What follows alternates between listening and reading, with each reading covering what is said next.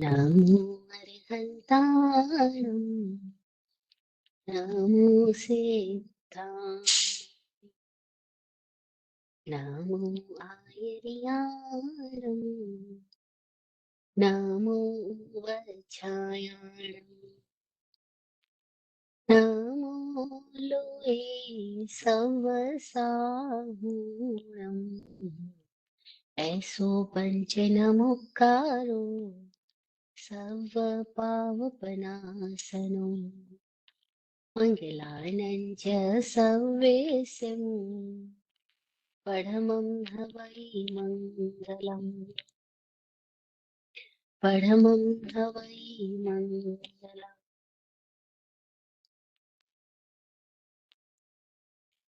तीर्थनमो तीर्थङ्कर प्रणमो तीर्थनमो तीर्थङ्कर प्रणमो त्याओ आगमनाथ जी सतगुरु चरणों रघु समर्पित हो निर्मूल प्रमाद जी हो निर्मूल प्रमाद जी साधु तीरथ साध्वी तीरथ सावक और सविता तीरथ चारों तीरथ एक सरीखे ज्ञान गुरु साद्वाद जी हो निर्मूल प्रमाद जी हो निर्मूल प्रमाद जी। चरम तीर्थेश समण भगवान महावीर स्वामी को वंदन नमन। चतुर्वेद तीर्थ को प्रणाम। वाचक उमा स्वाति जी की प्रज्ञा को प्रणाम। बुद्धि प्रदाता सदगुरुदेव को प्रणाम। समस्त भव्य आत्माओं की भव्यता को नमन। सतत मिल रहे सहयोग के लिए आभार आभार। जय हो। आवाज बराबर आ रही है?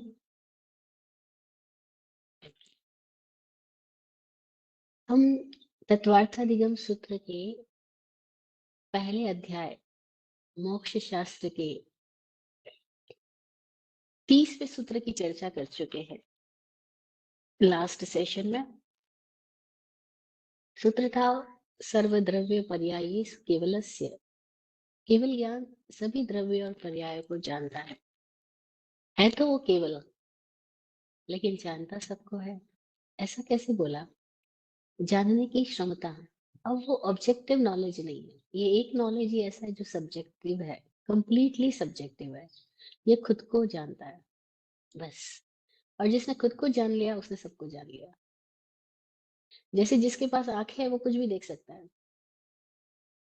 जिसके पास आंखें नहीं है या आंखों में कोई खराबी है, आंखों में कोई आवरण आया हुआ है, उसके देखने में दिक्कत होगी। लेकिन जिसके पास स्वस्थ आंखें है वो सब कुछ देख सकता है। ऐसे ही केवली को बोला, त्रिकालज्ञ बोला, तीनों कालों को जानता है। क्यों? क्योंकि उसके लिए तीन काल बचे ही नहीं। उसके लिए तीनों काल एक ही साथ समय में समाहित हो गए। इसीलिए वो समय नाथ हो गया, समय साथ हो गया। वो खुद ही पूर्ण समय हो गया, या यूं कहते कि पूर्ण समयातीत हो गया। दोनों बातें एक ही तरीके की है।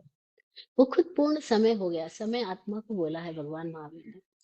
और समयातीत हो गया यानी वो सारे भेद प्रभेद से मुक्त हो गया। अब कोई भी काल उसके लिए बंधन नहीं बना, बंधन नहीं बचा, उसके लिए कोई आवरण ही नहीं बचा। तो वो खुद का ज्ञान है। केवल ज्ञान खुद का ज्ञान है। मति ज्ञान, श्रुत ज्ञान, अवधि ज्ञान, मनपर्य ज्ञान ऑब्जेक्टिव नॉलेज है। इसमें हम दूसरे पदार्थों को जान रहे हैं, दूसरे पदार्थों से हमारा कनेक्शन बन रहा है।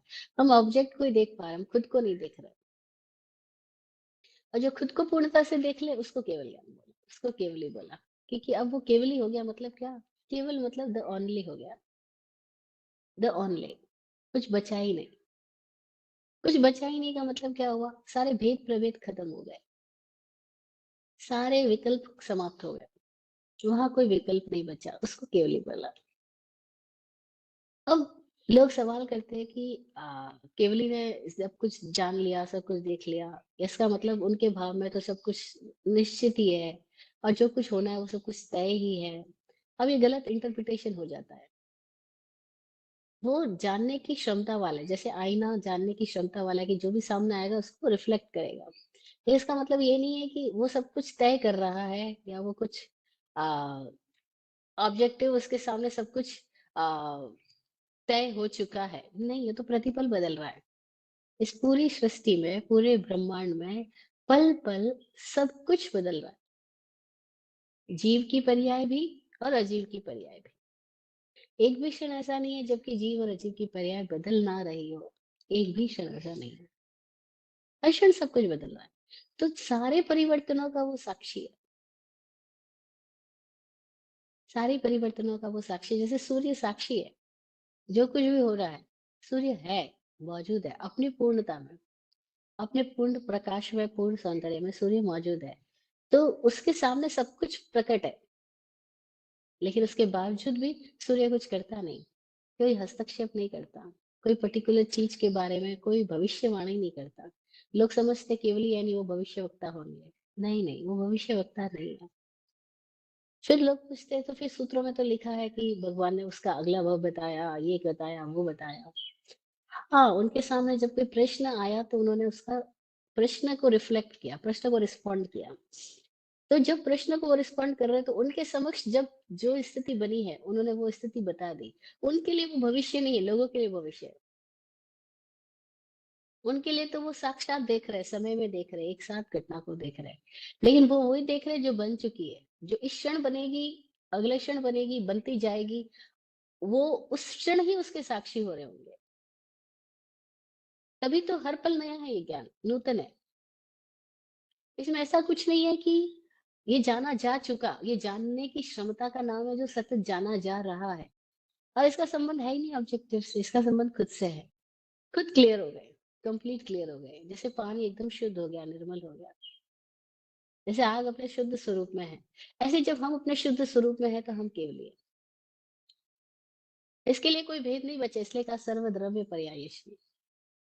अब अगला प्रश्न पैदा हुआ कि यह जो पांच ज्ञान बताए हैं, इन पांच ज्ञानों में से किसी भी जीव को कितने ज्ञान एक साथ हो सकते हैं? एक साथ हो तो कितने ज्ञान हो सकते हैं? बड़ा मजेदार सूत्र है, 31 सूत्र है ये। 30 सूत्र हम कर चुके हैं, आज 31वां सूत्र है। ये सूत्र कह रहा है, एकादीनी भाज्यानि युगपदे कस्मिन्ना चतुर्भ्य। एकादीनी भाज्यानि, एक से प्रारंभ करके, भाज्यानि यानी विकल्प से, युगपद यानी एक साथ, एकस्मिन्ना चतुर्भ्य, आ चतुर्भ्य यानी चार तक। एक से शुरू होकर के किसी जीवात्मा में एक समय में एक ज्ञान हो सकता है, अथवा ज्यादा से ज्यादा चार ज्ञान हो सकते हैं। विकल्प से चार ज्ञान हो सकते हैं, अनियत रूप से चार ज्ञान हो सकते हैं। इसका मतलब क्या हुआ? एक ज्ञान हो तो कौन सा ज्ञान होगा? बड़ी मजेदार बात इस सूत्र में कही है। एक ज्ञान है वो केवल ज्ञान है। केवली होने पर बाकी सारे ज्ञान खत्म हो गए। इसीलिए एक ही ज्ञान है, वो केवल केवल ही है, केवल ज्ञान है। अगर चार ज्ञान हो तो कौन से होंगे? मति श्रुत अवधि मन पर्यो। तीन ज्ञान हो तो मति श्रुत अवधि भी हो सकता है, मति श्रुत मन पर्यो भी हो सकता है। जरूरी नहीं है कि मन पर्यव होने के लिए अवधि जरूरी हो या अवधि होने के लिए मन पर्यव जरूरी हो। कईयों को अवधि स्वतः सहज हो रहा है तो मतिशुद्ध अवधि हो रहा है। किसी को मतिशुद्ध मन पर्यव ज्ञान भी हो सकता है, किसी को चारों ज्ञान भी हो सकते हैं।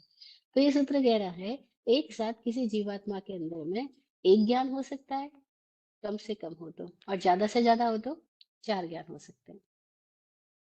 अब सवाल पैदा होता है कि ये ज्ञान ऐसे कैसे कि किसी को एक हो सकता है, किसी को चार हो, कौन तय करता है? क्या कोई ऊपर बैठा है ईश्वर जो तय कर रहा है कि इस जीव को ये ज्ञान हो, इस जीव को ये ज्ञान ना हो? या कोई शक्ति, कोई ऊर्जा, कोई प्रकृति के नियम तय कर रहे हैं? नहीं नहीं, ये जीवात्मा अपनी ही योग्यता को प्रकट कर पाता है या नहीं कर पाता। इसका उपयोग कहाँ है, किसमें है, किस तरह का है, ये खुद ही तय कर रहा होता है। जैसे हमने आ, स्कूल के अंदर देखा कि एक क्लास के अंदर 50 बच्चे हैं। एक टीचर 50 बच्चों को बराबर पढ़ा रहा है, उसके पढ़ाने में कहीं कोई भेद प्रभेद नहीं है, लेकिन 50 ही बच्चे क्या समान रूप से ग्रहण करेंगे? नहीं ग्रहण करेंगे। अच्छा, कौन तय करेगा कि कौन कितना ग्रहण करेगा? वे बालक खुद तय करते हैं। किसी का मन है उस सब्जेक्ट को पढ़ने का, किसी का नहीं है। किसी को सब्जेक्ट में रुचि है, किसी को नहीं है। कोई अटेंटिव है, कोई नहीं है। कोई फोकस कर रहा है, कोई मजे करने आया है, पढ़ने आया ही नहीं है। तो उसको कैसे पढ़ाया जाएगा? तो ऐसे ही 5 ज्ञान के बारे में बात है कि मति, श्रुत, अवधि, मन, पर्यय, ये सारे हमारी भीतरी योग्यता पे हमने ही कोई आवरण कर दिए। हमने ही उस योग्यता का उपयोग किया या नहीं किया। हमारी मर्जी है कि हम अपना उपयोग कहाँ लेके जाते हैं, ऑब्जेक्ट्स में या सब्जेक्टिवली। हम दूसरों को जानने में लगाते हैं या खुद को जानने में लगाते हैं, और साइमल्टेनियसली दूसरों को और खुद को दोनों को एक साथ जान रहे होते हैं। मोस्टली हमारा फोकस दूसरे ही होता है, पर पदार्थ रहता है, पर विषय रहता है, ऑब्जेक्ट में बाहर की कोई चीज रहती है। जैसे हम मूवी देखने में लगा रहे हैं, इधर की स्टोरी है, इधर है, किताबें है, ये है, वो है। लेकिन क्या हम खुद को पढ़ने में लगा रहे हैं, मैं क्या हूँ? नहीं, वो सवाल ही नहीं पैदा होता अभी तक। मैं कहाँ हूँ, मेरे भीतर क्या हो रहा है? हम अपने आप के प्रति जागरूक ही नहीं होते, सावधान ही नहीं होते। और तब क्या होता है, पूरी जिंदगी हम दुनिया भर की पंचायती में, दुनिया भर की बातों में, दुनिया भर की इधर उधर की इंफॉर्मेशन में पूरी जिंदगी बिता डालते हैं। हम देखो बुजुर्गों को, वो जब बातें करने बैठते हैं, उनकी बातों का विषय, वो अपने अपने अतीत का गाथा गा रहे होंगे या रोना रो रहे होंगे, या वो किसी और की स्टोरी के बारे में बातें कर रहे होंगे। लेकिन they are not talking about themselves. वो खुद के बारे में बात नहीं कर रहे कि मैं क्या हूँ। क्यों? क्योंकि उनकी दृष्टि नहीं गई। पूरी जिंदगी उन्होंने न्यूज़पेपर की तरह ही बिता डाली, इधर की न्यूज उधर पहुंचाना, उधर की न्यूज उधर पहुंचाना। तो मति ज्ञान, श्रुत ज्ञान, अवधि ज्ञान कोई और नहीं दे रहा है, हमारी अपनी योग्यता है, और हमारी अपनी ही स्थिति है कि हम कैसे अपने ही आवरणों को बढ़ाते जाते हैं या घटाते जाते हैं। हम किस दिशा में जागरूक रहते हैं, किस दिशा में पुरुषार्थरत रहते हैं, ये हमारे ऊपर डिपेंड है। इसको सूत्र की भाषा में कहा जाता है कि मोहनीय और ज्ञानावरणीय कर्म की वजह से ये सारे ज्ञान के भेद रहते हैं। मोह की वजह से हमारी दृष्टि बाहर पर में उलझी रहती है, और इसकी वजह से हमारे ज्ञान पे आवरण बना रहता है। और, और तब हम क्या करते हैं, हमने जो थोड़ा बहुत जान लिया, हम उसकी पकड़ बना के बैठ जाते हैं। तब अगला सूत्र कहता है कि जैसे ही किसी ने पकड़ बना ली अपनी जानकारियों की, बस वो अज्ञानी हो गया। अज्ञानी कैसे हो गया? क्योंकि वो जो जानने की क्षमता है, उसने अपनी ही क्षमता में से कोई एक घटना को पकड़ के वो बैठ गया, कोई एक बात को पकड़ के बैठ गया, कोई एक चित्र को, कोई एक दृश्य को पकड़ के बैठ गया। अब वो उसी में इतना आसक्त हो गया, अटैच्ड हो गया, इंडल्ज हो गया, गृद्ध हो गया, कि वो बदलते हुए चीजों को देख ही नहीं पा रहा। अनुभवी लोग कहते हैं हर दिन सूर्योदय नया है, सूर्यास्त नया है। एक जैसा सूर्य नहीं आ रहा है, एक जैसे बादल नहीं बन रहे हैं, एक जैसा चांद नहीं आ रहा है। हर दिन प्रकृति में सब कुछ नया है, लेकिन हम में मान बैठा है एक ही जैसा सूर्य आ रहा है। हमने मान बैठा है कि एक ही जैसी स्थितियां हो रही है। नहीं नहीं, हर क्षण तो नहीं हो रही है। और जो हर क्षण के प्रति जागरूक होगा, वो उसको हर क्षण का सौंदर्य प्रतीत हो रहा होगा। लेकिन जो जागरूक नहीं है, वो क्या कर रहा होगा? वो मान करके बैठा है, चद्दर तान के बैठा है। हाँ, हो गया, सूर्योदय होने दो, रोज की घटना है, रोज ही होता है। ये लोग रोज ही ऐसे रहते हैं। मान लिया उसने, और जैसे ही मान लिया, वैसे ही जानना रुक गया। जानना ज्ञान है, मानना अज्ञान है। क्योंकि मानने से जानना रुक जाता है, और हमको मानने में बड़ा मजा आता है। क्योंकि मानने से क्या होता है कि हमको जानने की जहमत नहीं उठानी पड़ती। हमको सावधान रहने की जरूरत नहीं रहती, बस मान लिया, बात खत्म हो गई।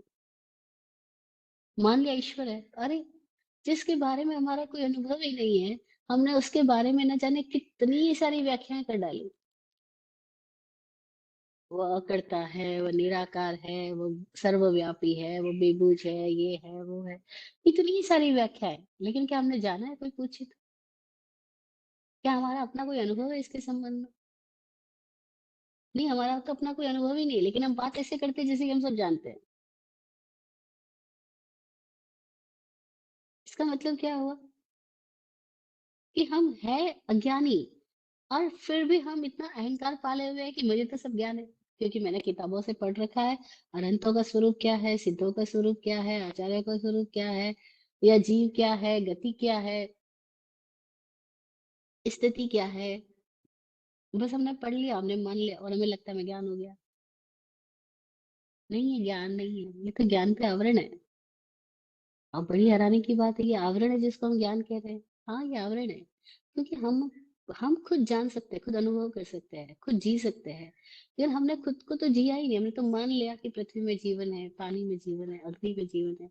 महावीर ने माना नहीं था, भगवान ने इसको अपने अनुभव से जाना था, और हमने किसी के कहने से मान लिया। और ये भी मान लिया कि मैं ज्ञानी हो गया, क्योंकि मुझे पता है षट काय होता है, क्योंकि मुझे पता है षट द्रव्य होता है, क्योंकि मुझे पता है चार गति होती है, क्योंकि मुझे पता है कि आत्मा का ये स्वरूप होता है। अब हमने ये मान लिया, और हमको हमको लगता है मैंने जान लिया।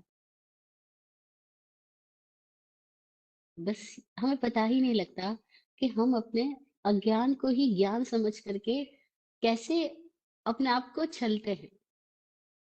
और फिर इसका पता कैसे चलता है? जब जीवन में स्थितियां आती है, तो पता लगता है कि हम भी वही कामी है, वही क्रोधी है, वही लालची है, वही अहंकारी है, वही ईर्ष्यालु है, वही झगड़ालू है। और हमारे भीतर भी वही तरह की छोटी छोटी बातों को लेके डर है, असुरक्षा का एहसास है। इसका मतलब क्या हुआ? कि हमारे भीतर अपने आप के को लेकर के कुछ भी खिलावट नहीं हुई, कुछ भी मुक्तता नहीं आई।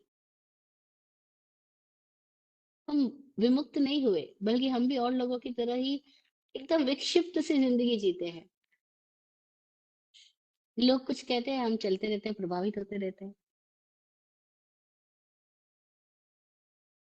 और इस तरह से प्रभावों में लगातार ऊपर नीचे होते रहते हैं, और फिर भी अपने आप को ज्ञानी मान लेते हैं। तो हम कहाँ भूल कर रहे हैं, कहाँ चुप कर रहे हैं, हमें पता लगाना होगा। तो अगला सूत्र कहता है, मति श्रुतावधयो विपर्ययश्च। मति श्रुत और अवधि तीनों विपरीत भी होते हैं। विपरीत भी होते का मतलब क्या हुआ?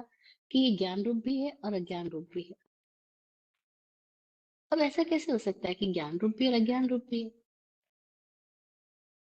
विषय वस्तु तो जो है वो है, जैसी है वैसी है। एक ज्ञानी भी गाय को गाय कहेगा, कुर्सी को कुर्सी कहेगा, टेबल को टेबल देखेगा।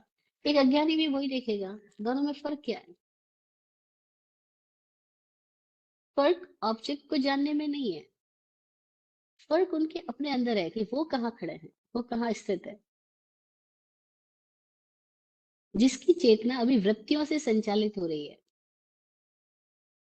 क्रोध मान माया लोभ की वृत्तियां, संज्ञाएं, ये जिसको भी चला रही है, वो अज्ञानी है।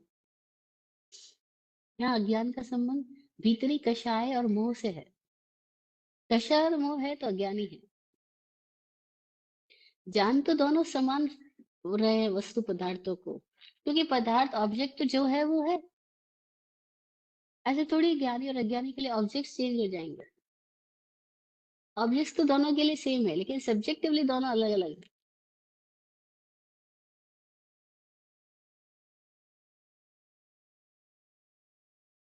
कुछ दिनों पहले एक बहन मिली, बोल रही थी, मैं तो जैसे ही मच्छर देखती हूँ मैं उनको मार डालती हूँ। इसलिए मार देती हूँ कि इनको अपनी योनि से छुटकारा मिले, ये अच्छी योनि में जाए। और फिर इसलिए भी मार डालती हूँ कि कल को ये मुझे मारेंगे, इससे पहले मैं इनको मार डालूं, ये मुझे बीमार कर देंगे, मेरे को काट खाएंगे। तो इससे अच्छा मैं ही पहले से ही अपनी सुरक्षा कर लूं ना। अब वो अपने तर्क में एकदम अपने आप को फिट मानती है, उसका लॉजिक उसके अकॉर्डिंग एकदम सही है। और ऐसे हमने ना जाने कितनी चीजों के लॉजिक्स बना रखे हैं। और अपने लॉजिक्स को हम प्रधानता देते हुए ऐसा समझते हैं कि मैं जानता हूँ,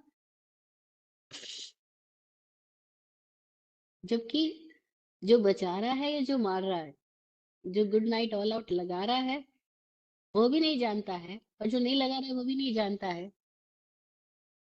दोनों ही मान ही तो रहे हैं, लेकिन हम अपनी अपनी मान्यताओं को लेकर के इतने आग्रहशील होते हैं, और वो आग्रह हमें पता ही नहीं लगता। लोग बात करते हैं तब पता लगता है, ओह कितने वो अपनी बात के लिए एकदम अकड़े हुए हैं, पकड़ बना रखी है उन्होंने अपनी बातों की, चाहे वो बात किसी के भी प्रति क्यों ना हो, कोई भी विषय वस्तु पदार्थ के लिए क्यों ना हो। तो इससे पता लगता है कि कहाँ हम अटके हैं, लेकिन हम अपना निरीक्षण नहीं कर पाते। क्यों नहीं कर पाते? क्योंकि हमको आदत ही पड़ी हुई है बाकी लोगों का निरीक्षण करने की। हमारी दृष्टि को रस मिलता है दूसरों को जानने, दूसरों को देखने, दूसरों की व्याख्या करने में। और तब क्या होता है, उस व्याख्या के साथ हम अपना अहंकार भी पोषित कर लेते हैं, और और ये भी मान बैठते हैं कि मैं ज्ञानी हो गया। जैसे कोई बॉटनी के बारे में बहुत कुछ अच्छा लेक्चर कर सकता है, कोई फिजिक्स का लेक्चर कर सकता है, कोई साइंस का लेक्चर कर सकता है। ऐसे ही लोग सूत्रों का, शास्त्रों का लेक्चर कर देते हैं, गीता का, भागवत का, रामायण का, पुराणों का, वेदों का, उपनिषदों का, जैन शास्त्रों का। और वो लेक्चर होने से ये मान लेते हैं कि मैं तो इसका सब्जेक्ट का ज्ञानी हो गया। ये सूत्र कहते हैं ज्ञान का संबंध ऑब्जेक्टिवली नॉलेज से नहीं है, ज्ञान का संबंध हमारी दशा से है। हमारी दशा क्या है, हमारी चित्त में कौन सी धारा सतत बह रही है, हमारे भीतर की चंचलता कैसी है, हम किससे संचालित हो रहे हैं। योग की भाषा में कहूँ तो हम कौन से चक्र से संचालित हो रहे हैं। तो मोस्टली लोग तो अपने पहले सेंटर से ही संचालित हो रहे हैं, काम केंद्र से ही संचालित हो रहे हैं। तो ऐसी दशा में जब तक भान ही नहीं पैदा हुआ है, हमारे भीतर सारी स्थितियां लौट लौट करके काम की तरफ आ जाती है, तब तक हम कैसे ज्ञानी हो। तब तक मति भी है, श्रुत भी है, और अगर अवधि भी है, तो भी तीनों विपरीत ही काम कर रहे होंगे। तब तक हमारे भीतर से जो स्थिति पैदा हो रही होगी, वो कामुकता की ही पैदा हो रही होगी। तभी देखो, अगर हमने जरा किसी जेंट्स और लेडीज को जाते हुए देखा, बस हमारे भीतर क्या पैदा होगी, फर्स्ट कल्पना।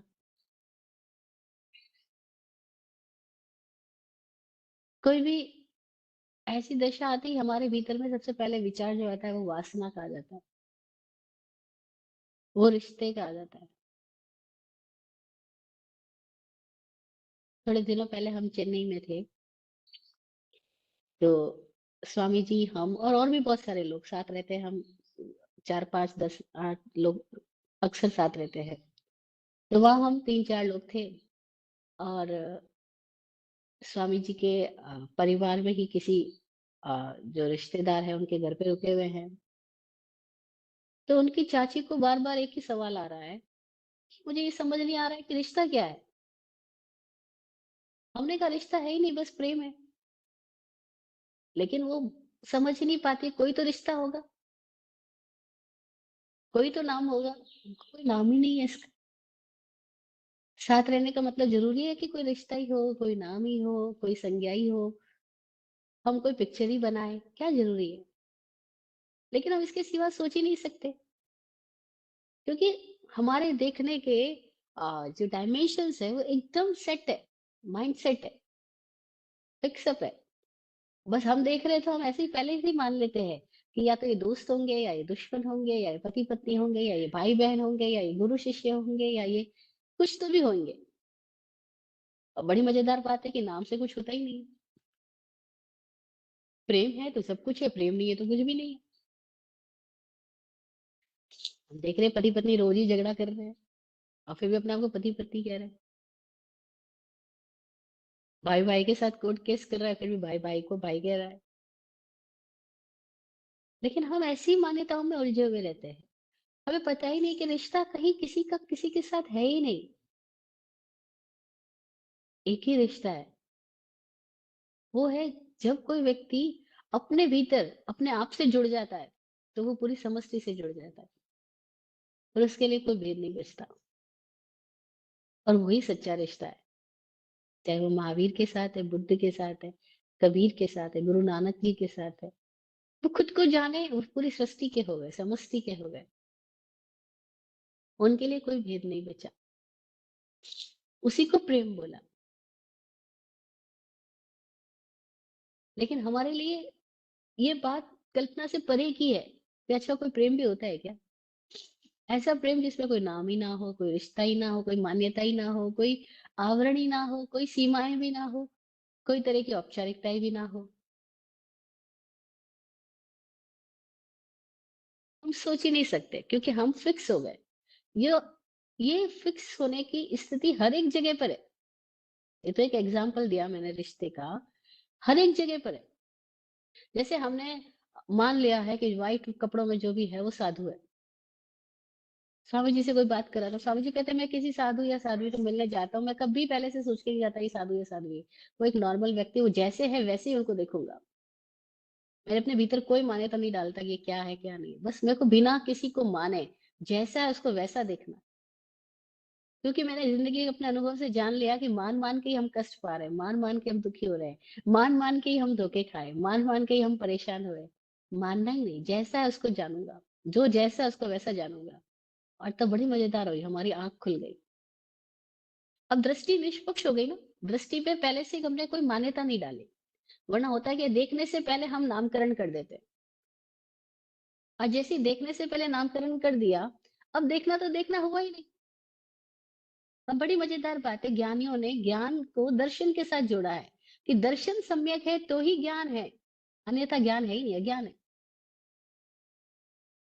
तो मति श्रुतावधेय विपर्ययश्च, ये सूत्र क्या कह रहा है कि मति श्रुत और अवधि तीनों विपरीत हो सकते हैं। विपरीत क्यों हो सकते हैं? इसका संबंध ऑब्जेक्ट से नहीं है, इसका संबंध ज्ञाता से है।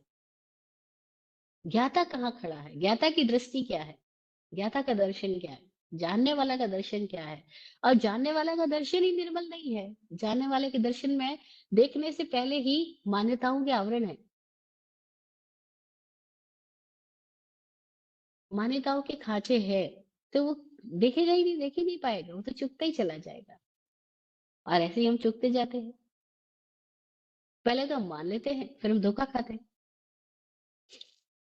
एक भाई बोल रहा था मैंने इनको गुरु बनाया, उनको गुरु बनाया, और फिर अंततः सबसे मैंने धोखा खाया। अब मैं किसको गुरु बनाऊं? मैंने कहा आपने गुरु बनाया ही क्यों? आप शिष्य बन जाते। लेकिन आपको भी तो अहंकार हुआ कि मैंने इनको गुरु बनाया, और गुरु बनाने के साथ ही आपके मन में अपेक्षाएं थी, उम्मीद थी कि गुरु मुझे आश्वासन देगा, मुझे कष्टों से निकालेगा। इसको गुरु मान लिया तो मेरी जिंदगी में दुख नहीं आएगा, मेरे बच्चे बीमार है तो ठीक हो जाएंगे, मेरे घर में बिजनेस अच्छा चलेगा। अब ये कितनी सारी अपेक्षाएं आपने इस बात के साथ जोड़ ली, गुरु के साथ, धर्म के साथ, देव स्थान के साथ, पूजा पद्धति के साथ, अपनी माला जाप के साथ। और इतनी सारी अपेक्षाओं को जोड़ करके हम कोई भी कार्य कर रहे हैं, हमें पता ही नहीं है उस अपेक्षा का और उस कार्य का कोई संबंध ही नहीं। जैसे कोई आदमी आके बोले मैं माला जाप करूंगा तो मेरा खाना बन जाएगा क्या? कैसे बन जाएगा? खाना तो खाना बनाने के तरीके से बनेगा। लेकिन लोग ऐसे ही सोचते हैं कि मंत्र जाप करने से धन आ जाएगा, मंत्र जाप करने से स्वास्थ्य आ जाएगा। अरे उसका अपना एक विज्ञान है, वो अपने तरीके से आएगा, वो मंत्र जाप से कैसे आ जाएगा? लेकिन न जाने कितनी तरह की मान्यताएं, एग्जाम्पल्स दो जितने कम है। हम हर एक जगह पर अपनी अपनी धारणाओं के साथ बंधे हुए हैं। और ये धारणाएं हमें कभी सत्य को देखने ही नहीं देती। इसलिए दर्शन पर आवरण का जो कारण है वो हमारी धारणाएं और मान्यताएं हैं। और ज्ञान पर आवरण का कारण है वो हमारी प्री नोशंस और इंफॉर्मेशन से। हम किसी को मिलने जाते हैं उसके पहले ही उसके बारे में सब जानकारी ले लेना चाहते हैं, और फिर उन जानकारियों को अपनी मान्यताओं से तोल करके अच्छा, बुरा, ऊँचा, नीचा, ये वो सब कुछ पहले डिसाइड कर लेते हैं। फिर जब उनको मिलते हैं तब उनको थोड़ी मिल रहे होते हैं। हम अपने माइंड से प्रोजेक्शन जो पहले कर चुके हैं, हम अपने प्री प्रोजेक्टेड स्टोरी से मिल रहे होते हैं। और फिर उसके विपरीत कुछ हो जाता है, तो हमें बड़ा मज़ा आता है। अरे! मैंने तो ऐसा सोचा ही नहीं था, ये आदमी तो बड़ा अच्छा निकला।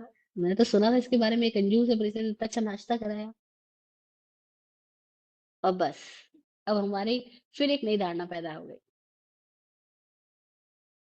और ऐसी ना जाने कितनी स्थितियों में हमने धारणा का मतलब क्या है, हमने एक नामकरण कर दिया, ये ऐसा है और फिर उसी को लेके चल रहे हैं। अपनी एक कोई भी अनुभव को पकड़ बना ली और फिर उसी को लेके चल रहे हैं। और जीवन तो पल-पल है, प्रतिपल है और प्रतिपल हर एक स्थिति परिवर्तनशील है। लेकिन हम उन परिवर्तनों के लिए खुद को सावचेत रखने के लिए तैयार नहीं है। और तब हम क्या करते हैं, हम हर एक चीज को अपना फिक्स पैटर्न बना करके, फिक्स मान्यताएं दे करके अपने माइंड को ऐसा बना लेते हैं कि बस मैंने जान लिया, खत्म हो गई बात। और अनुभव तो ये कहता है कि लोग 35 साल से साथ है, पति पत्नी हैं, फिर भी एक दूसरे को नहीं जानते, जान ही नहीं सकते, क्योंकि एक एक आदमी पूरा पूरा विश्व है और हर पल बदल रहा है। लेकिन हमने कुछ धारणा इकट्ठी कर ली और फिर अपनी ही धारणाओं के साथ हम खेलते रहते हैं। और तब खुद ही कभी सुखी होते हैं, खुद ही कभी दुखी होते हैं। हमारे मन की अपेक्षाएं पूरी हो रही होती है, सुखी होते हैं, नहीं हो रही होती, दुखी होते हैं। हम अपनी ही स्टोरी में चलते रहते हैं। इसको अज्ञान बोला। ये अज्ञानी है व्यक्ति। क्यों अज्ञानी है? क्योंकि ये यथार्थदर्शी नहीं है, यथार्थ को जी नहीं रहा, यथार्थ को जान नहीं रहा। ये अपने ही प्रोजेक्शंस में चल रहा है। मतलब मति का प्रोजेक्शन है, श्रुति का प्रोजेक्शन और अवधि का भी प्रोजेक्शन है। तीनों में ही आदमी अपने ही प्रोजेक्शंस में चल रहा है। वो यथार्थ को नहीं जी रहा, यथार्थ का अनुभव ही नहीं कर रहा, यथार्थ के लिए ओपन अप ही नहीं है। तो का मति श्रुतावधयो विपर्ययश्च, ये तीनों ज्ञान विपरीत हो जाते हैं। विपरीत क्यों हो जाते हैं? इसके बहुत सारे कारण हैं। एक कारण हमने जाना, मान्यताएं, आग्रह, धारणाएं और एक सेट पैटर्न। इसके कारण ना हम ज्ञान को उपलब्धि नहीं होते, हम अपने ही अज्ञान को ज्ञान समझ करके बैठे रहते हैं।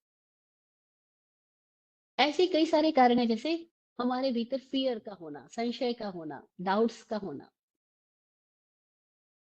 अब जब तक हमारे चित्त में संशय है, डाउट है, डर है, तब तक हम यथार्थ को देख ही नहीं पाते। पुराने लोग, अनुभवी लोग एग्जाम्पल देते थे, आप रास्ते से चल रहे हो और आपको अंधेरा है और आपके पैर के नीचे कुछ आ गया, आप एकदम घबरा के उछल गए, सांप सांप सांप सांप। और फिर अगर आपने टॉर्च जलाई और देखा, अरे ये तो रस्सी है, सांप ही नहीं है। और पहले एक सांप की कल्पना से हमारे भीतर कितना कुछ भय आ गया, कितनी स्टोरी पैदा हो गई एक ही क्षण के अंदर में। तो अब भय में हम प्रोजेक्शन क्या क्या कर लेते हैं और फिर हम उसको क्या ज्ञान कहेंगे? नहीं, वो अज्ञान है। अज्ञान का मतलब ये नहीं कि आप जान नहीं रहे हो, जान तो रहे हो, लेकिन जानना विपरीत हो रहा है, जानना मलिन हो रहा है। जानने में भ्रम भी इकट्ठा है, मोह भी इकट्ठा है, माया भी इकट्ठी है, भय भी इकट्ठा है, लालच भी इकट्ठा है। अब जैसे लालच में आदमी जब देखता है तो उसको नोटों में ईश्वर दिखाई देता है। अब लालची आदमी से पूछो ये नोट क्या है, वो कहेंगे बस यही ईश्वर है, यही भगवान है, ये है तो सब कुछ है, ये नहीं तो कुछ भी नहीं। अब वो उस नोट को नोट नहीं देख रहा, एक विनिमय की स्थिति नहीं देख रहा, एक ट्रांजैक्शन के लिए कोई मटेरियल है, उसका वो दृष्टिकोण नहीं है। उसके लिए वो बस उसके प्राण है, धन में उसके प्राण टिके हुए हैं। तो हम अज्ञान किसको कह रहे हैं? अज्ञान हम अपनी उस दशा को कह रहे हैं जो दशा अभी संकित नहीं हुई, जो दशा अभी निर्मल नहीं हुई, जो दशा अभी आवरण रहित नहीं हुई, उसको हम अज्ञान कह रहे हैं। अज्ञान का मतलब ये नहीं है कि ज्ञान का नहीं होना, क्योंकि ज्ञान नहीं होना ऐसा तो पॉसिबल ही नहीं है, क्योंकि हमारा स्वभाव ही ज्ञान रूप है, तो ज्ञान नहीं हो ऐसा तो कैसे पॉसिबल होगा। तो अज्ञान का मतलब अभाव हो ज्ञान का, ऐसा नहीं। अज्ञान का मतलब अल्प हो ज्ञान, उतनी ही बात नहीं है कि ज्ञान अल्प है। अज्ञान का मतलब, अनुभवी लोग कहते हैं कि वह ज्ञान, वह जानना जो मलिन हो गया है, जो विपर्यासित हो गया है, जो विभ्रमित हो गया है। और ये किसकी वजह से हुआ? पदार्थ की वजह से नहीं, ऑब्जेक्ट की वजह से नहीं, उस इंसान की वजह से, उस प्राणी की वजह से, उस अपनी चेतना की दशा की वजह से। वो दशा किसमें है? वो दशा मद मोह माया लोभ उस सब में है। तो वो पदार्थ को कैसे देखेगी? वो अपनी ही दशा से देखेगी। और जब हम अपनी ही दशा से देख रहे हैं और हमारी दशा सही नहीं है, तो हमारे लिए देखना जानना वो सब कुछ भी अज्ञान रूप है, क्योंकि अज्ञान का संबंध बाहर से नहीं, भीतर से। हम कौन से तल पर है? हमारे भीतर की स्थिति क्या है? शांत है, अशांत है? जैसे हम बोलते हैं, शांत सरोवर में वस्तु पदार्थ सही प्रतिबिंबित होता है, लेकिन अगर उसी में लहरें चल रही हो, तो वही पदार्थ है वो डिस्टर्ब प्रतिबिंबित होएगा। बस ऐसे ही हो रहा है। हम शांत है तो यथार्थ को देख पाएंगे, यथार्थ को सुन पाएंगे, मति भी यथार्थ होगी, श्रुति भी यथार्थ होगी। फिर हमारा सुनना भी निष्पक्ष होगा। सुनने के पहले हमारे भीतर कोई तरह की सुनाने वाले बात के प्रति, सुनाने वाले व्यक्ति के प्रति कोई भी धारणा काम नहीं कर रही होगी। बिल्कुल शांत निष्पक्ष होकर सुन रहे होंगे, और तब बड़ी मजेदार घटना घटेगी। तो सुनने के साथ ही हमारे भीतर में उसका दर्शन होगा। केवल सुनना ही नहीं होगा, देखना भी होगा। जो सुन रहे हैं वो अनुभव भी हो रहा है, वो देखना भी हो रहा है, वो दर्शन भी हो रहा है। अन्यथा सुन रहे कुछ है और कल्पना में कहीं और चले गए हैं, तो क्या हुआ? जो सुन रहे हैं वो नहीं सुन रहे हैं, वो हम अपनी ही कल्पना को सुन रहे हैं। और ऐसा ही होता है। बीजेपी वाले कुछ बोल रहे हैं, कांग्रेस वाले कुछ सुन रहे हैं, कांग्रेस वाले कुछ बोल रहे हैं, बीजेपी वाले कुछ सुन रहे हैं। वो सुन ही नहीं रहे जो सुनाया जा रहा है, वो सुन रहे जो उनको सुनना है। जो उनको स्टोरी बनानी है वो बनाएंगे, उनको जो बात पकड़नी है वो पकड़ेंगे। और तब जानने वाला असंकेत है, ज्ञाता असंकेत है, तो ज्ञान ज्ञान रूप ना होकर के अज्ञान रूप हो जाता है। तो मति श्रुतावधयो विपर्ययश्च, ये सूत्र कह रहा है, ये 32वां सूत्र है। ये कह रहा है कि मति श्रुत और अवधि तीनों विपरीत हो सकते हैं, क्योंकि तीनों एकदम हमारी एक नॉर्मल उपलब्धि है, लेकिन इस उपलब्धि को हम विकृत बना सकते हैं। और ऐसा ही तो हो रहा है। हम मति से जान सकते हैं, लेकिन हमारा जानना कैसा हो रहा है? अपने ही प्रोजेक्शंस में हो रहा है। क्या हम ये प्रैक्टिस करेंगे कि मैं बिना प्रोजेक्शन के देख सकूं? चाहे तो कर सकते हैं प्रैक्टिस, बिना प्रोजेक्शन के देखना, बिना कोई कल्पना जोड़े देखना, बिना कोई धारणा इकट्ठी किए देखना, बिना कोई मान्यता को बीच में लाए देखना, केवल देखना, केवल सुनना। और तब बड़ी मजेदार घटना घटेगी। देखने और सुनने के साथ ही हर एक स्थिति में हमारे भीतर और बाहर फर्क नहीं रहेगा। भीतर और बाहर अंतर ना बचे, तो हम सत्य जीते हैं, सत्यमय जीवन जीते हैं। और भीतर और बाहर में अंतर बच रहा है, इसका मतलब हम भ्रम में जी रहे हैं।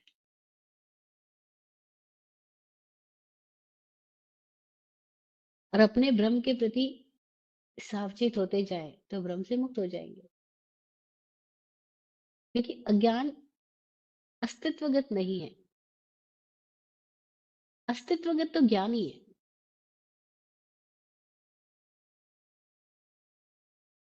एग्जिस्टेंस तो ज्ञान का है, अज्ञान अस्तित्वगत नहीं है। अज्ञान हमारे भीतर की विकृति है। जैसे हम बोलते हैं स्वास्थ्य अस्तित्वगत है, और बीमारियां फॉरेन एलिमेंट्स है। अब जो फॉरेन एलिमेंट्स है उसके प्रति सावचेत हो जाए तो चले जाएंगे, या स्व में स्थित हो जाए तो बीमारी खत्म हो जाएगी। दोनों ही तरीके हैं। तो हम अपने अज्ञान से ज्ञान में होने के लिए क्या करें? हम स्व में स्थित होना सीख जाएँ। अनुभवी लोग कहते हैं कि ज्ञान का जन्म ध्यान से ही होगा।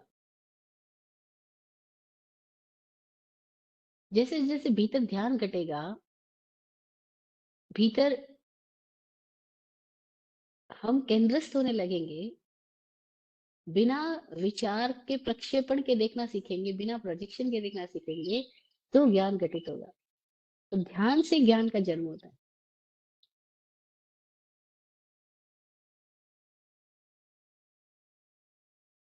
और आज दिन तक जितने भी विषय वस्तुओं का भी जिनको ज्ञान हुआ है, उनको कैसे हुआ?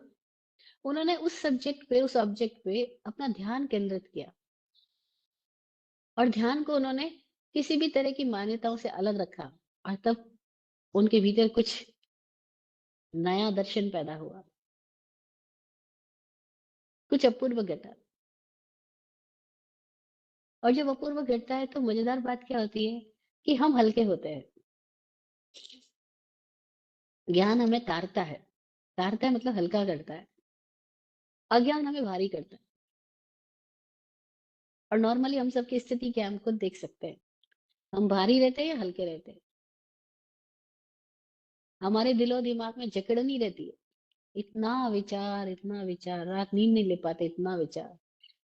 इसका मतलब क्या हुआ? हम स्वस्थ नहीं है, हम स्व में आए ही नहीं। ध्यान नहीं हुआ अभी। और जब तक ध्यान घटित नहीं हो तब तक ज्ञान नहीं हो सकता। ज्ञान के लिए ध्यान अनिवार्य है। ध्यान के अनेक रूप है, अनेक तरीके हैं, लेकिन मुख्यतः ध्यान मतलब होश।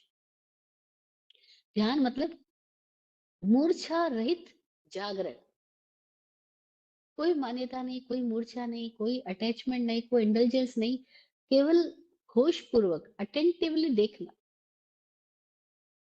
और ये क्षण क्षण होने वाली बात है। ऐसा नहीं कि ध्यान का मतलब हम 1 घंटा आंख बंद करके बैठेंगे, कोई मंत्र करेंगे तो ध्यान होगा। नहीं नहीं, इसका संबंध 1 घंटा आंख बंद करके बैठने से नहीं है। ध्यान का मतलब है टू बी अटेंटिव। अटेंटिव होना, क्षण क्षण जागरूक रहना।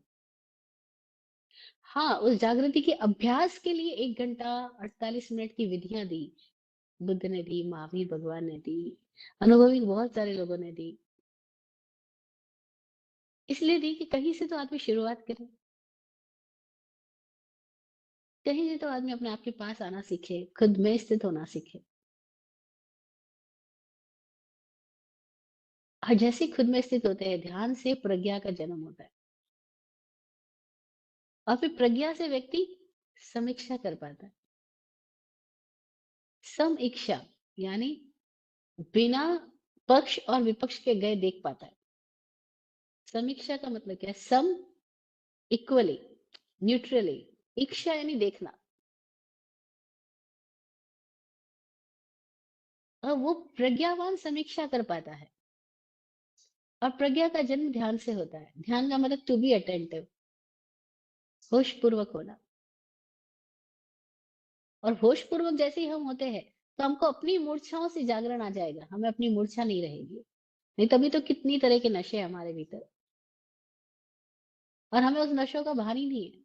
हमने मान रखा मैं इंजीनियर हूँ, मैं डॉक्टर हूँ, मैं फला हूँ, मैं फला हूँ, मैं जैन हूँ, मैं बौद्ध हूँ, मैं ये हूँ, मैं वो हूँ, सब मान रखा है।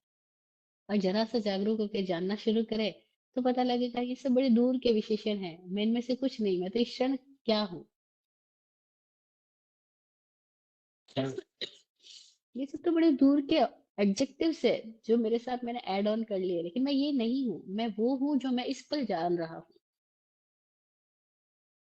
और इस पल जानना मेरा कैसा हो रहा है, बस उसके प्रति जो जागरूक हो जाता है उसके अंदर मजेदार स्थिति पैदा होती है।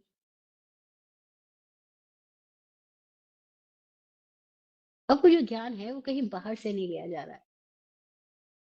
कोई सोचे कोई बाहर से ज्ञान दे देगा, कोई सोचे मेरे को किसी से बाहर से ज्ञान मिल जाएगा, वो गड़बड़ दिशा में सोच रहा है। ज्ञान ना दिया जा सकता है ना लिया जा सकता है, वो तो है ही, बस उसको उगाड़ना है। इसलिए जिन्होंने नहीं उगाड़ा उसको बोला ज्ञान पे आवरण, ज्ञानावरण। और जो उगाड़ते जाते हैं उनका ज्ञान का आवरण हटता जाता है। हटता जाता है, उसको सूत्र की भाषा में कहते हैं श्रेयोपशम होता जाता है, क्षय होता जाता है, गिरता जाता है ज्ञान का आवरण। और जैसे जैसे ज्ञान का आवरण गिरता है, वो कैसे गिरता है, तो मतलब मोह उपशम होने से, मोह समाप्त होने से। ये सूत्र की भाषा बोल रही हूँ मैं।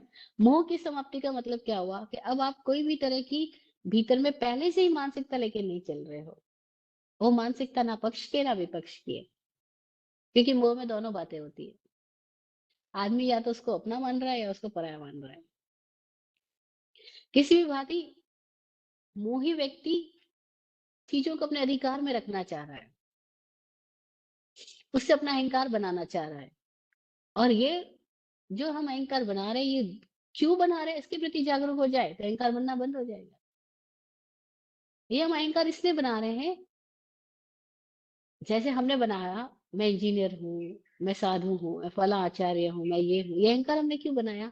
ये इसलिए बनाया ताकि हमें एक दिलासा हो जाए कि हमें अब जानने की जरूरत नहीं, हमने मान लिया, बात खत्म हो गई। पर जीवन ऐसा नहीं है। यहाँ तो क्षण क्षण बदल रहा है। महावीर भगवान बोल रहे हैं वो प्रसन्न चंद्र राजऋषि के बारे में, ये एक क्षण में नरक जा रहा है, एक क्षण में साधु हो रहा है, एक क्षण में देव हो रहा है, एक क्षण में तो मुक्ति हो जाएंगे। तो वो क्या हो गया इसका मतलब? वो साधु कहाँ है? वो तो पल पल बदल रहा है ना। और जो पल पल हो रहे परिवर्तनों का साक्षी हो रहा है, वो ज्ञान को उपलब्ध होगा। और जो उन परिवर्तनों में इंडल्ज हो रहा है, वो मोह में जा रहा है।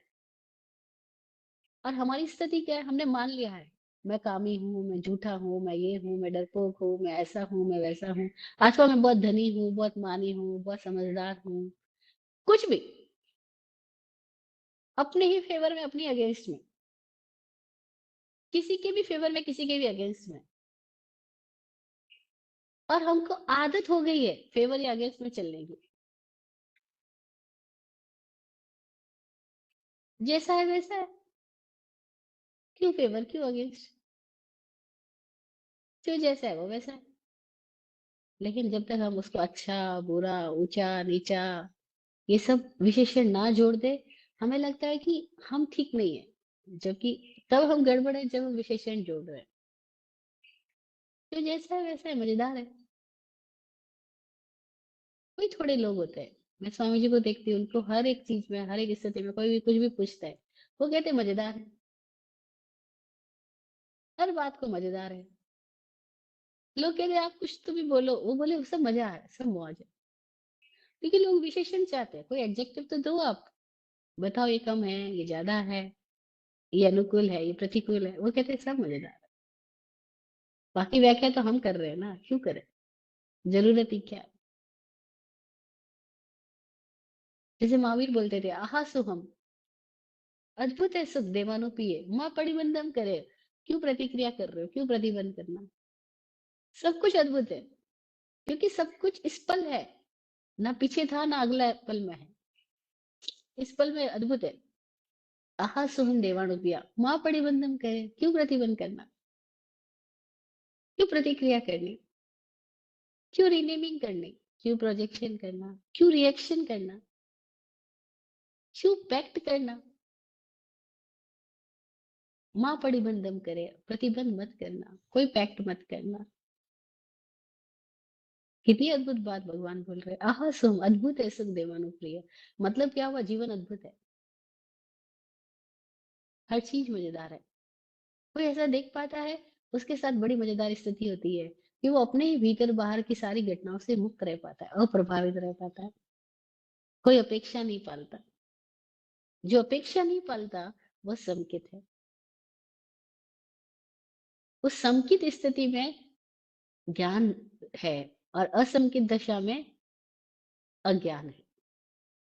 ज्ञान और अज्ञान का संबंध हमारी स्थिति से है कि हम संकित है या हम संकित नहीं है। असंकित होना ऐसे नहीं है जैसे कि हमको शास्त्र में पढ़ा गया, सम्यक दर्शन, सम्यक ज्ञान, सम्यक चारित्र, तीन रत्न है, ये तीन रत्न जिसको मिल जाए वो महान है। अब हम मानने लगे वो कहीं से मिलेंगे। तीन रत्न है तो रत्न तो कहीं से मिलेंगे। हम रत्नों को पकड़ने में चले जाते हैं। हम पागल कितने हैं, हम हर चीज को ऑब्जेक्टिवली सोचने लग जाते हैं। ये हमारी स्थिति है, सम्यक दर्शन, सम्यक ज्ञान, सम्यक चारित्र। और जैसे ही दर्शन सम्यक हुआ, ज्ञान और चरित्र सम्यक ऑटोमेटिक होने लग जाते हैं। ज्ञान ही ज्ञान तब है जब दर्शन सम्यक है, अन्यथा तो वो अज्ञान है। और दर्शन सम्यक क्यों नहीं है, उसके पीछे कारण है हमारा मोह, हमारा भय, हमारा लालच, हमारी मान्यताएं, हमारी धारणाएं। और ये सारी धारणाएं मान्यता हमने इतनी जोरों से जकड़ रखी है, कब इसके पार होके देखना ही नहीं चाहते।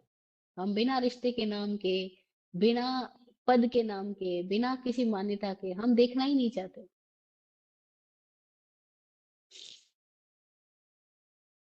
हमने मान लिया ड्रेस के साथ में, ड्रेस ये है तो वो है।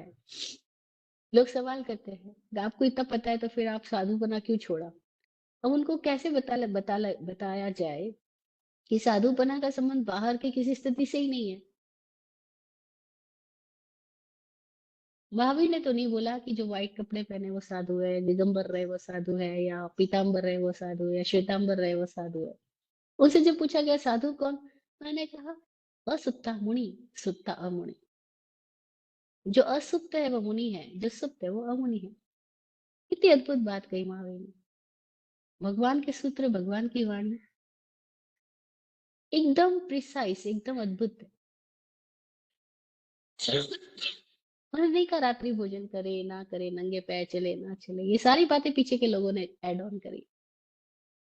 उनके अपने कारण है ऐड ऑन करने के। लेकिन महावीर ने नहीं कहा, भगवान ने क्या कहा, असुप्ता मुनि, सोया नहीं है वो मुनि है। अब उनको कैसे बताया जाए कि अगर आपको लगे कि इस स्कूल में जाने के बाद इस स्कूल में वो पढ़ाई नहीं हो रही जो आपको चाहिए, तो आप क्या करोगे। आप स्कूल से हट जाओगे, स्कूल चेंज कर लोगे। अथवा आपको ये लगे कि एक तरफ शास्त्र एक तरफ सदगुरु है, तो आप किसको चुनोगे, शास्त्र को या सदगुरु को। नेचुरल है सदगुरु के पास जाना ना, शास्त्र के पास क्यों जाना। शास्त्र तो किसी की कई बात है, और सदगुरु जो अभी देख रहा है और अभी कह रहा है वो बात है। लेकिन हम अपनी ही उस आवरण में, प्रोजेक्शन में देख रहे हैं, और जैसे ही प्रोजेक्शन में देख रहे हैं वैसे हम चुकते जा रहे हैं। पर कैसे हम ना चूके और हम देख पाए, उसके लिए हमें ही जागरूक होना होगा। हमें अटेंटिव होना होगा। ध्यान से ज्ञान का जन्म होता है, सम्यक दर्शन से ज्ञान सम्यक होता है, अन्यथा वो अज्ञान हो जाता है। तो मति श्रुत अवधि तीनों विपरीत हो जाते हैं। क्यों, क्योंकि दर्शन सम्यक नहीं है, और दर्शन सम्यक है तो तीनों ज्ञान रूप हो जाएंगे। इसका संबंध बाहर से नहीं, ज्ञाता से है। ज्ञाता निष्पक्ष है, ज्ञाता निरपेक्ष है क्या, ज्ञाता जागरूक है क्या, ज्ञाता खुद के प्रति सावधान है क्या। और ये क्षण क्षण होने वाली घटना है। ऐसा भी नहीं कि एक क्षण ज्ञानी हो गया तो हो गया, बात खत्म हो गई, नहीं। क्षण क्षण हमारा उपयोग कैसा है, एक क्षण क्षण की बात है। इसीलिए क्षण क्षण सावधानी की बात है। कोई सोचे एक बार ज्ञानी हो गए तो हमेशा के लिए ज्ञानी हो गए, ऐसा तब होता है जब हम केवली हुए। उसके पहले तक ऐसी स्थिति नहीं है। उसके पहले तक हर क्षण सब कुछ बदल रहा है, हर क्षण ज्ञाता का उपयोग बदल रहा है।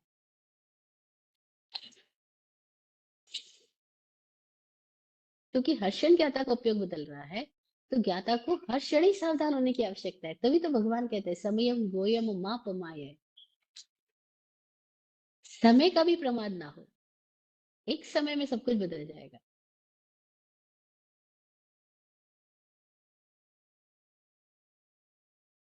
वो गाना है, बदल रही है रूप जिंदगी, छाँव है कभी कभी है धूप जिंदगी, हर पल यहाँ, तो हर पल यहाँ जाग के जियो। क्षण क्षण बदल रही है रूप जिंदगी, छाँव है कभी कभी है धूप जिंदगी, हर पल यहाँ जाग के जियो। बस इतनी बात है। ध्यान से ज्ञान का जन्म होता है। ज्ञान का संबंध बाहर की घटनाओं से नहीं, भीतर की दशा से है। और हम अपने भीतर में कैसे निष्पक्ष हो सके, कैसे खुद को सावधानी से आगे बढ़ा सके, खुद में सावधान रह सके, ऐसी स्थिति में आए, पुरुषार्थ सतत रहे, तो बहुत मजा होगा।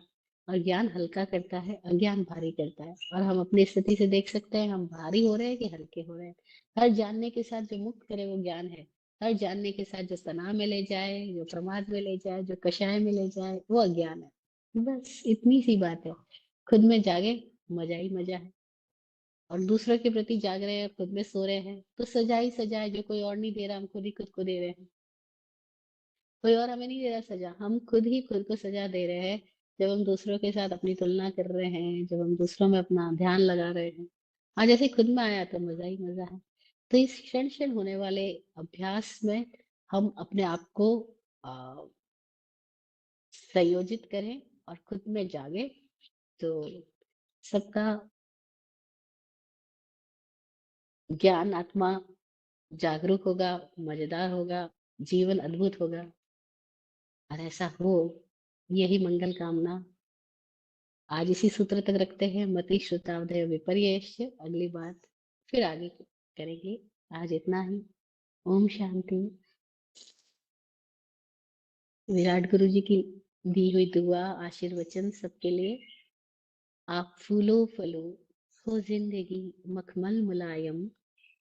आप फूलो फलो, हो जिंदगी मखमल मुलायम। आपकी हर खुशी पे है हमारी जान सदके। दुआ करते हैं चुपचाप, दिल की थाप से हम। दुआ करते हैं चुपचाप, दिल की थाप से हम। रहे जाते नवाजे, हर घड़ी अरमान सबके। अमन और चैन से गुजरे आपका वक्त सारा।